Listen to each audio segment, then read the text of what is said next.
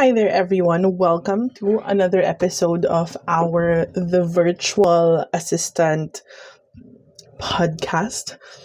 So here we are. Happy Wednesday, everyone. So let's start our day with our white flower. White flower, beke naman.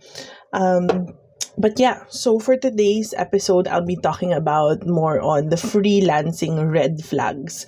Since sobrang patok na patok ang freelancing dito sa Pilipinas, ang daming mga virtual assistant agencies na lumalabas, what are the red flags that you should look out for para hindi naman kayo ma-scam? Sayang yung oras ninyo to apply in an agency or any that claims to be an agency, tapos maluloko lang din pala kayo. So sayang yung time nyo, sayang yung effort nyo, sayang yung time na i-google nyo doon wherein you could have applied sa real job. Okay, so but before we deep dive into that, you better stay up until the end of this podcast kasi explain ko sa inyo why the notion of too good to be true can be a negative and a positive connotation when it comes to freelancing. So stay up until the end of this podcast to find out why. But anyway, welcome again to the Virtual Assistant Podcast. My name is MJ. I am a virtual executive assistant working in an agency. Well, hindi na pala siya agency ngayon. We are no longer considered as freelancers in Athena Executive Assistants. So I'm working for a Philippine company named Athena Executive Assistants as an virtual executive assistant. I've been with this company since May of 2021. I have also been working with my client, my first ever client in Athena, and still my client up until this very moment. I've been working for them since June of 2021. Prior to being a virtual executive assistant or a freelancer, I have no other experience except for in the call center industry as well as owning my own wedding and events business. So, going back to our topic, what are freelancing red flags that you should look out for? This is specifically more not on the client side, but more on agencies and companies that are hiring virtual assistants. So, first one that you should look out for is if this agency or company is asking you to make a payment for you to get hired. Okay? So, walang agency or company sa Pilipinas or kahit saan pang parte ng mundo na legit and genuinely hiring employees or freelancers or virtual assistants that would ask you to pay a down payment. Kahit piso pa yan, kahit 100 pesos pa yan, they will not ask you, hey, for you to get work, you have to pay muna 100 pesos. What's that 100 pesos for? It's for training. There's no such thing. Okay? So if an agency or an employee immediately tells you na, hey, we are hiring virtual associates, we are hiring VAs, want to know more, message me. Okay? And then pagka-message nyo sa kanila, sasabihin nila sa inyo, okay, here is the date for the orientation. So, attend ka naman ng orientation. Orientation would last 4 hours. And then at the end of the orientation, after nila explain lahat ng gagawin nyo, lahat ng trabaho, how much you're gonna earn 10,000 pesos per day. But for you to start working, you have to pay an initial payment of 14,000 pesos. That's a no-no. Okay? You've wasted 4 hours of your day, 4 hours of your brain racking how amazing this job is, only to end up that scammer nasasabihin bibigyan ka ng trabaho but you have to pay something. Nope. No, no, no. So, ano yung legit? Paano mo malalaman na legit? If they ask you to probably attend a 1 hour orientation and say na, if you're interested to the job, here's the application form, start your application process. Okay? And then, wala dun sa application process na yon, would ask you to send a screenshot of a payment. Okay? But take note, guys, there are a lot of freelancers like me who is selling online courses. But my online course does not tell you to apply or does not say na after you do this online course, you will get a client or I'm going to give you a client. Nope. The online course is just, a course that you can take if you have extra cash that will upskill you, especially if you don't know anything about a specific type of skill. Like ako, I did enroll myself in a online course about e-commerce. And I paid 1,000 pesos for that. I also enrolled in a social media management course because I don't know anything about the technicals of being a social media manager. So I enrolled, I think also 999 or 1,000 pesos. I enrolled on that course. And that's fine. I do have the budget. I enrolled into the course expecting only to learn something, but not to, I did not, or the coach na nagbebenta ng online course na yon did not promise na, okay, after you enroll here, meron ka ng trabaho or bibigyan kita ng client. Nope, it's not like that.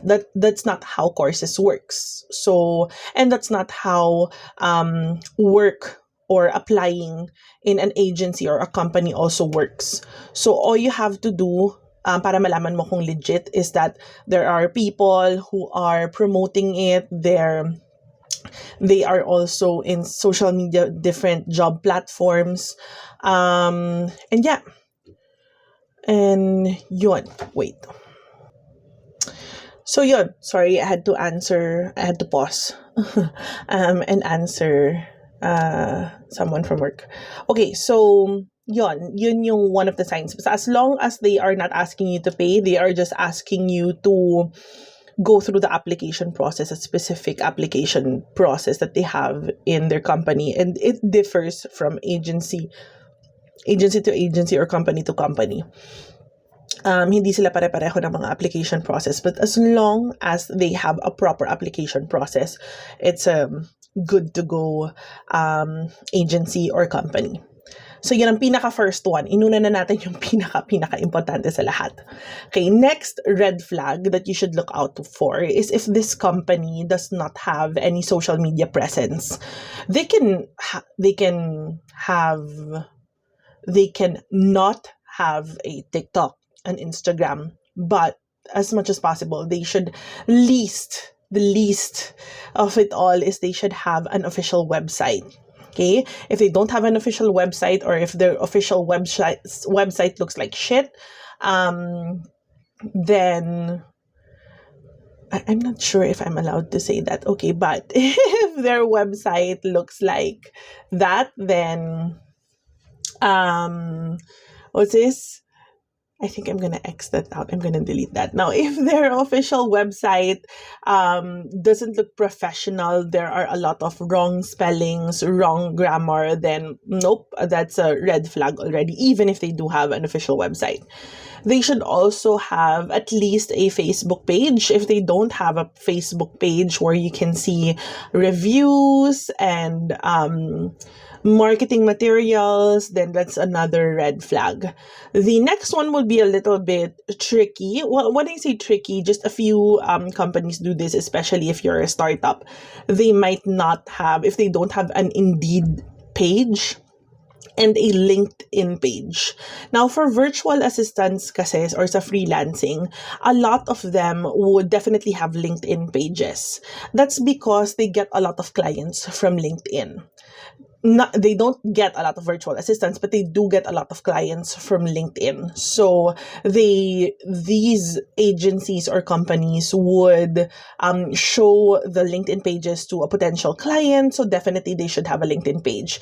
If they don't have any of those social media platforms or social media social media presence, then that's one more red flag that you should not entertain any of those companies.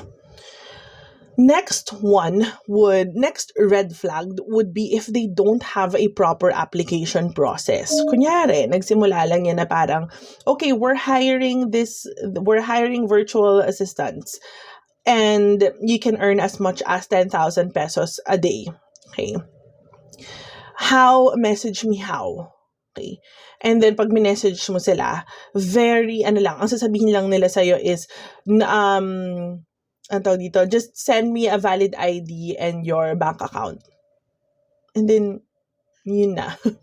And then parang sabi niya, okay, just send me your ID and your bank account and then you're scheduled for an interview. And then that's it. And then sabi nila, okay, you can start na now.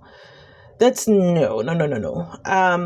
Number one, bakit? Because it means that they don't have like a place where they have your name, your details, yung background mo, yung resume mo, wala silang ganon.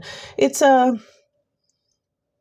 not what companies do or legit companies do or agencies do. So talagang hindi talaga siya maganda or hindi talaga siya they can be legit, don't get me wrong. They can be a legit company, but they don't have proper processes wherein it gives you job security. Okay? So pag gano'n yan yung mga parang nagpa-flyby lang na mga kumpanya na parang, sige, try natin, tingnan natin.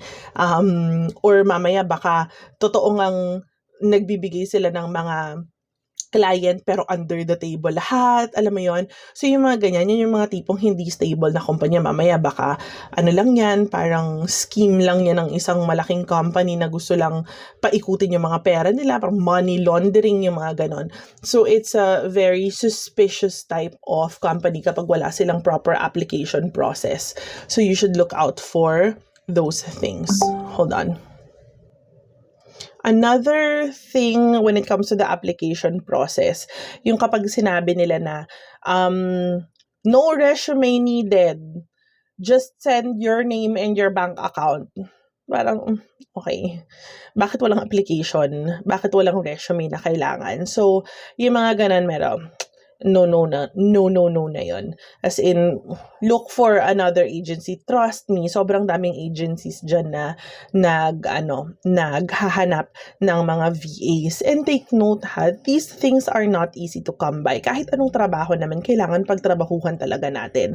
So, hindi pwede, kapag it's too easy, it just means that there's something fishy about the process. To find good work, you really need hard work in terms of the application process. Kahit naman hindi ka dumaan sa isang kumpanya or sa isang agency, even if you go directly to a client, you would still definitely go through a lot of rejections. But alam mo yon, they still have an interview process. They'd still like to review your resume. You'd still have to present them a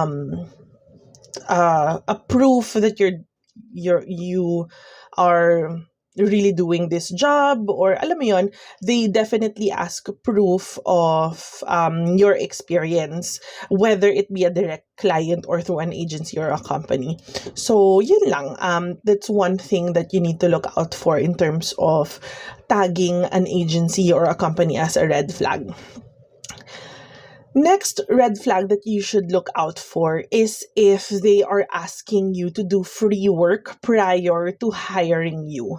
So you have to make sure na yung application process niya is parang a uniformed application process wherein you're just gonna answer an assessment, and then yung mga assessment nila, if it's an output-based assessment, it should be parang similar with everybody. Hindi siya yung tipong, okay, let's have a test work muna. Parang, can you do this for me? Tapos pag tinignan mo tapos pag tinanong mo yung mga iba, let's say may mga friends ka na nag-apply din doon sa company na yon, and then napansin mo na iba-iba kayo ng mga um, parang assessment na ginagawa, tapos output-based assessment pa yon, na gagawin mo on your own Google Sheets, Google Sheets na account, tapos send mo sa email nila. It's something na fishy na rin. Or if you are under the creatives industry, let's say you want to be a social media manager or a social media marketer, tapos pinagawan ka nila ng, let's say, okay, ito yung gusto ko, I want to have a campaign na like this. Can you create 10 posts for this campaign? Parang doubt ka na sa ganon kasi it's free work, especially if you already have a portfolio.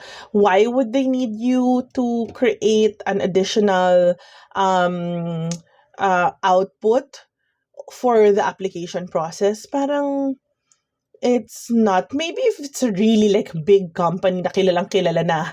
Pero if it's a company na hindi naman pa ganun kakilala, first time mo narinig, you haven't seen any feedback about it, you don't know anything about them, then it's something that, it's a red flag already. Same goes for looking for direct clients. If you already provided a portfolio for a client, and then they're still asking you to create a 10-post campaign as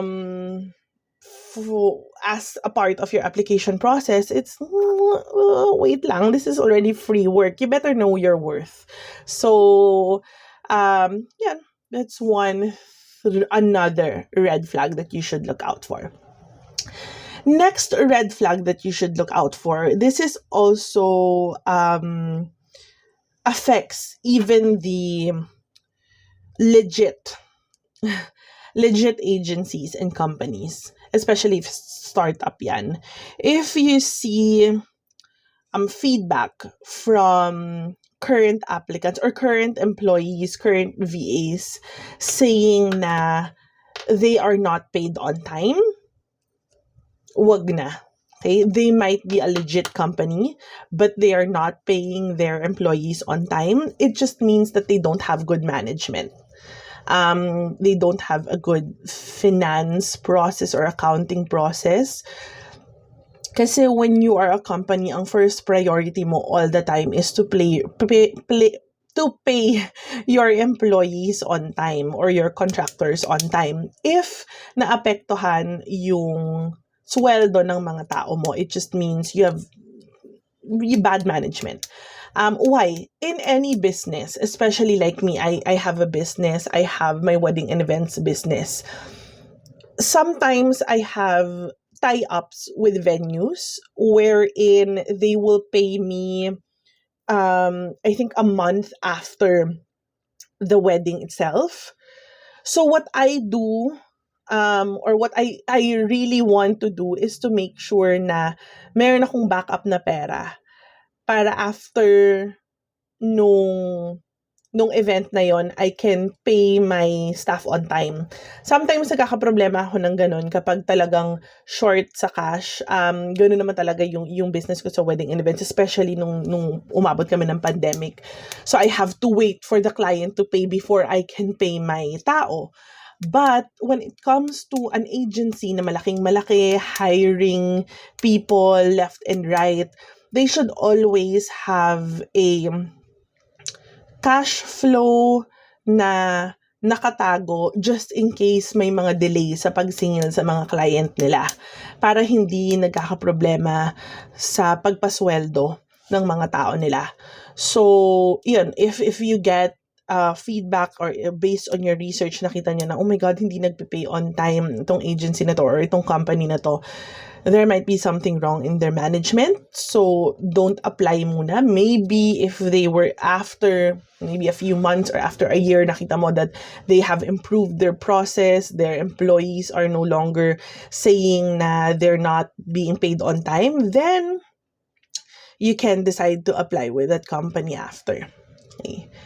So yeah, that's one thing. Another red flag that you should look out for. Another red flag is if the company doesn't provide you with a contract.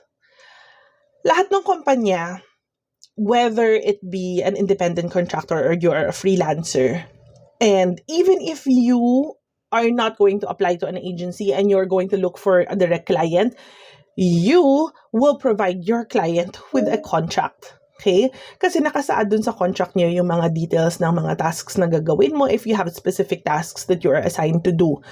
Yung hours of work mo, how much you are being paid, yung mga terms and conditions mo na, if you do not pay this on time, this will terminate our contract. If you violate this, blah, blah, blah, blah, blah, this is to terminate our contract. So, naka-detail lahat doon because it secures both you and your employer or your client. So, it's very important that you should have a contract, whether it be a short or a long contract, as long as you have that both of you signed, you as an employee or as a freelancer and your client or your employer. You should always have a contract. Kapag walang contract na pinasign sa inyo or very fishy, very unclear yung nakalagay sa contract, it's something that maybe you can ask someone, maybe a friend from HR, ask yung mga nasa notary public to review it for you, yung mga lawyers doon. And then you go from there. Pero if at the onset wala talagang contract sila na provided, sasabihin lang nila na isa-sign mo lang po ito and then magla-login ka lang everyday pero wala tayong contract, ganyan. Kahit gumamit pa sila ng flowery words na pinagmamayabang nila na no, dito sa kumpanya natin, we trust all of our employees, so there's no need to have a contract. We only or we're just hiring you as a freelancer kaya hindi natin kailangan ng contract. Okay, sige, sabihin nilang wala kang contract, then ikaw ang mag-provide ng contract if you really like their offer. Then ikaw sabihin mo, okay, so since I'm a freelancer, you're hiring me as a freelancer, ito ang contract ko. Okay? You sign here. Ganon. Sino ang ano ninyo, ang signatory ninyo. Sign dito. Para safe ka. Okay? If talagang interesado ka dun sa kumpanya na yan, let's say talagang wow talaga yung package nila, unfortunately wala silang contract, ikaw mag-provide ng contract. You're a freelancer. You own your own business as a freelancer or as an independent contractor. So you can provide your own contract, definitely. Huwag kayong matatakot, especially if you are a freelancer, huwag kayong matatakot sa mga agencies or sa mga client na sinasabi, no need for contract. You show your professionalism and tell them, okay, so if you're not going to provide the contract, I'm going to provide a contract for us. These are the things that I'm going to do for you. This is the pay that you offered. These are the benefits that you offered. If you don't provide me any of these benefits that you offered, you are obliged to pay me this amount and it will terminate our contract after you make the payment. Alam mo yun, just for your own security, you can definitely be the one to provide the contract. Kapag sila mismo ang nagsabi, no, we don't want to sign your contract. And then you're like, okay, sige, thank you, sorry, I really like your company, sayang walang contract, goodbye. Ano lang, hop on to the next. So yeah, contracts are very important, especially for us freelancers. It's going to protect us at the end of the day. Moving on to the next red flag is if they have unusual payment methods. When I say unusual payment methods, let's say hindi sila dumadaan sa mga bank, hindi sila, alam mo yun, yung ang dami-daming loopholes na, okay, so yung payment ng client mo, alam mo, meron akong natrabahuhan during the middle of the pandemic. I think that was 2020 talaga. It was really a very under-the-table type of work. Wala naman ako nilabas na pera, pero walang contract. I was working as a chat support for a online dating company. Hindi ko lang alam kung ano yung pangalan ng online dating company na yan kasi hindi siya nakasabi.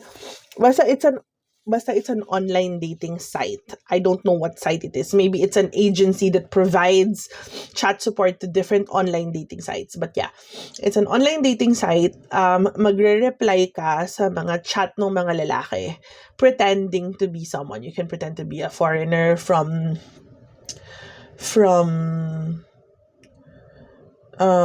the US, from Australia, from Russia, from whatever.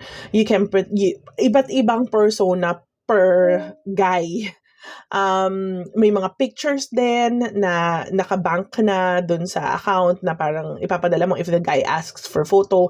Ito yung photo na kukunin mo. And then you can see the history or the chat history. Basta ganun siya.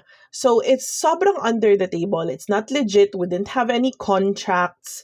I think we only had, I think may group chat kami or something. I forgot what group chat. It was Skype.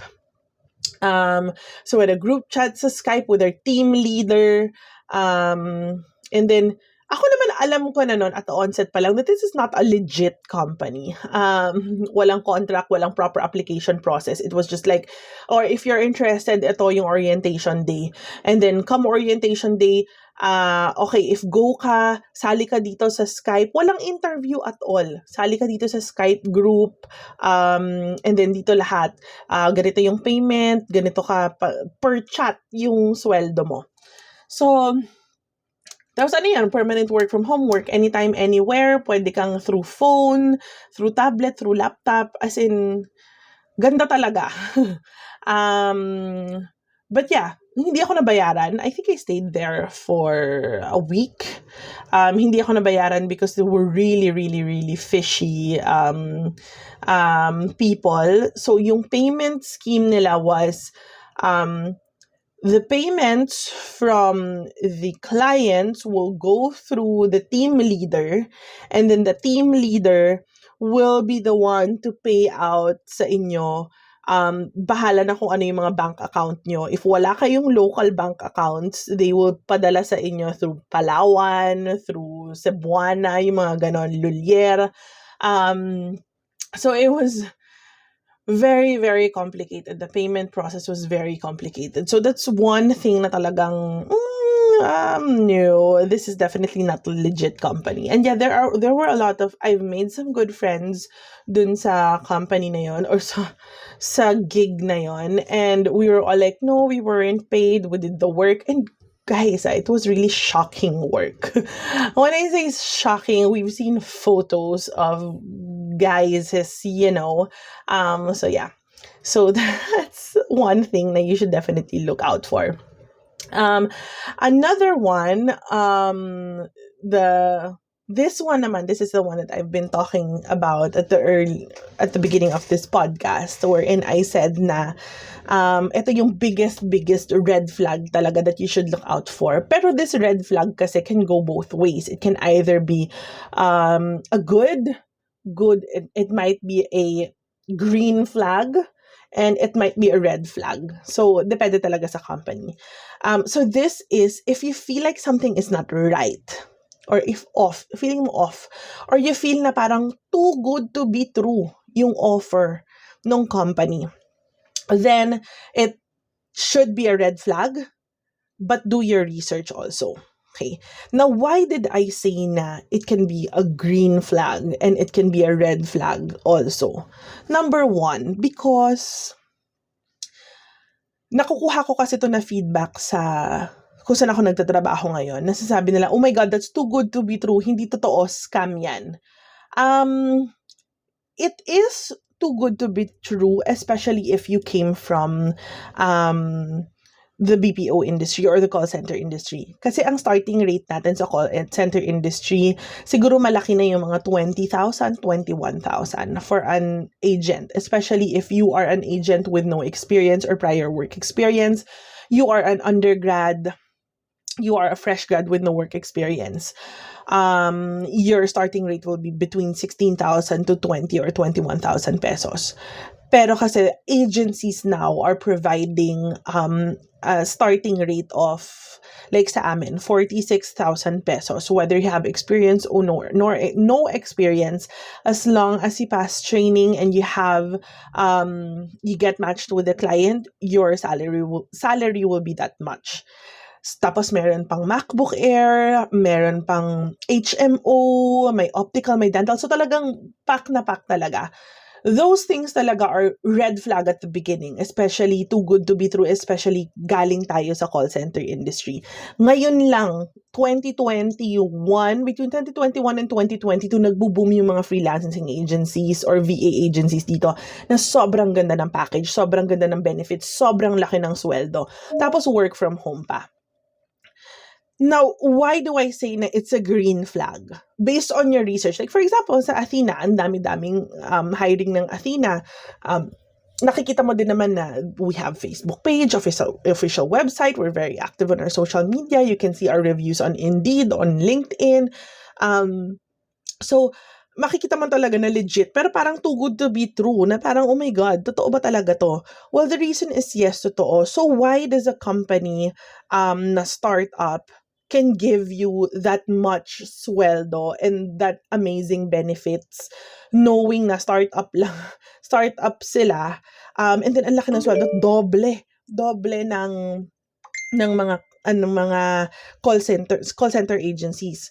Now, kayang gawin yon ng mga virtual assistant agencies or VA agencies because ang baba ng overhead cost nila. When I say overhead cost, they are not paying for rent. They are not paying for electricity. They are not paying for internet. They are not paying kung ano-anong iba't ibang klaseng facilities. They are not paying for IT people, diba? They are not paying for janitors, for security guards. Alam mo yun, they are not paying for all of those things. They are not paying for ID system, building security system, carpets, stations. They are not paying for all of this. So, ang laki-laki ng natipid nila. They are not paying for servers to keep, all the information. Ganun sa mga call center industry, diba? They have this big offices. They are renting how much amount a month. So, sobrang baba ng overhead nila. So, yung overhead nila, instead of giving it or paying rent or all of these added expenses, binibigay na lang nila sa sweldo ng mga tao nila, diba? Which is such an advantage for us kasi we're being offered high paying job, us working from home, working from anywhere, sometimes pa flexi pa yung iba.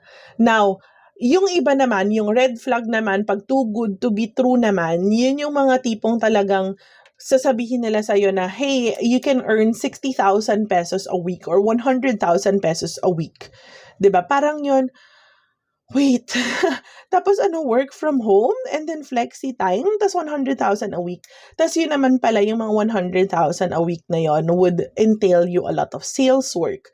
Parang kikita ka sa commission, pero ang base pay mo is, let's say base pay mo is 18,000 pesos. Pero sasabihin nila, earn as much as. Nakita ko to, sinabi to ni VA interviewer sa TikTok, if you know her. Parang sinabi niya yun, you be careful dun sa word na earn as much as 100,000 pesos a week. Because it might be a real job, pero tingnan nyo din, baka naman yung 100,000 a week na yun, yes, definitely it's too good to be true, but might be possible. Pero you need to sell a lot, you need to work your A off, diba? So, those things you have to definitely look out for. Baka naman, sige, gusto mo nga 100,000, sige, try natin to, 100,000, kahit too good to be true, sabi ni MJ, baka naman daw kasi sales, baka pwede ako dyan. Pero at the end of the day, mamaya baka naman hindi kayo yung tipong taong salesperson like ako. I wanna earn 100,000 a week, 'di ba? Pero hindi ako marunong magbenta, hindi ako magaling magbenta. I'm very good with admin work, pero hindi ako magaling magbenta in terms of magbebenta ako ng real estate or magbebenta ako ng ganito, ng ganyan. So you have to definitely check everything. That's one thing that's very important also is when you're searching for work, yung mindset mo dapat at the beginning should be, lahat ng kumpanya to red flag yan. Diba? Ganun dapat yung unang-unang iisipin mo. Lahat yan, lahat na nakikita ko ngayon yan, si Athena, si ganito, si Cyberbacker, si VA Hub, si Convergys, si Sykes, si TaskUs, si Alorica, yan, yung mga kumpanya na yan.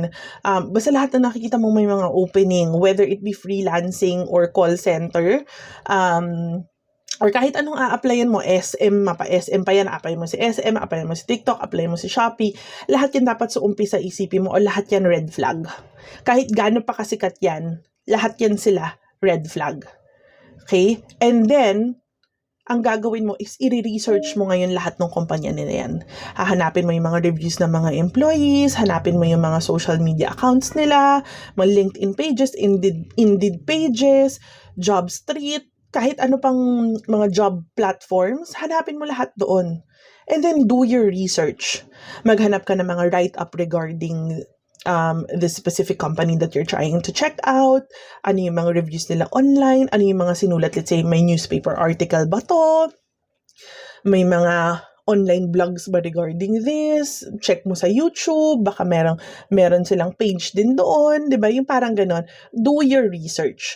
So, hindi kayo yung tipong, sige, dahil lang maganda, dahil lang ang ganda ng offer nila, ano ka na, dyan na ako agad, apply na agad. Before you even hit the application form, before you even hit the link in their bios, do your own research. Huwag ka magre-rely sa link. Like ako, lagi ko sinasabi, click the link in my bio and find out more. Or click the link in my bio to apply. As much as possible, don't use that immediately, diba? Before you even click the link in my bio to apply, do your research first outside of the links in our bios. Para talagang ikaw mismo, you have the accountability na, I did my own research. I'm accountable for my research. I'm accountable in knowing na I did enough research about this company. I did enough research on my own about this company. So, alam ko na totoo yan. Alam ko na legit yan. Alam kong walang red flag yan. Yung ganon. Alam kong babayaran ako yan. Alam kong maganda ang reviews niyan. Diba? Make sure na before ka mag-apply sa isang kumpanya, is accountable ka doon sa pag-a-apply mo na yon. Accountable ka na hindi mo sisisihin yung ibang tao na sasabihin mo, hindi si MJ, sabi niya legit eh. And I'm like, okay. So, if sinabi ko palang tumalon ka, tatalon ka kasi sabi kong legit na pag tumalon ka, may trabaho ka. Diba? So, hindi siya ganon. You be accountable with your own research. So, you have to make sure na you do your own research. And yun nga, yung mindset mo dapat is always, all these companies, no matter how amazing they look like, no matter how amazing their benefits look like, always go into it saying na, wait, I still have to do my research. Kanina pa ako ganun. I love this ball pen. Always do your own research. So yun lang yung I want you guys to look out for when it comes to red flags in freelancing, especially freelancing companies, agencies, yung mga ganyan. Because, guys, sa totoo lang, as someone who is a first-time freelancer, I've been doing freelancing bago pa lang, just less than 2 years. And ang masasabi ko talaga, nasa freelancing talaga ang pera. And the amazing thing about us Filipinos is magaling tayo, matatalino tayo, masisipag tayo. And you just have to really learn how to become a freelancer, learn how to become a virtual assistant. If wala kang niche na maisip or specialty na maisip, especially hindi ka naman creative, or if you're the type of person na hindi naman creative, then go into general virtual assistant, or like me, virtual executive assistant. If you want to learn more about what I do as a virtual executive assistant, kasi hindi siya niche specific, ibig sabihin hindi ko kailangang isipin na, ano ba ako, social media manager ba ako, ano ba ako, ganyan. So being a virtual executive assistant kasi is puro ka admin work. So as long as marunong ka namang mag-research, more on heavy on research, research, matututunan mo. And if you're someone na can easily learn things, willing ka mag-upskill ng sarili mo, then become a virtual executive assistant. You can check out my YouTube channel for tutorials on how to become a virtual executive assistant. I am also selling an online course. If you have the budget, you can enroll in my online course. It's 499 pesos only. It's how to become a virtual executive assistant. If wala kang budget, walang problema. Hindi mo kailangan bumili kasi I'm still providing free content on my YouTube channel. So you just check out my YouTube channel. If you want quick, free content, you can also check out my TikTok page. Everything I will provide the links in the caption of this podcast. If you're watching on YouTube, it will also be available in the caption down below. So thank you so much for your time, guys. I hope nag-enjoy kayo at may natutunan kayo sa bagong chismisa natin dito sa aking podcast ng The Virtual Assistant Podcast by MJ. I'll see you again, guys, next week. Next Wednesday sa ating podcast ulit. I'm still not yet sure kung ano yung content ko or topic ko for next Wednesday. But ayusin ko na talaga, promise. Second episode ko pa lang ng podcast ngayon. But yep, thank you so much, guys, for your time. Have a great Wednesday and the rest of your week. I know hump day ngayon. I hope this helped relieve your hump day. And enjoy, guys. You have a good day. Bye.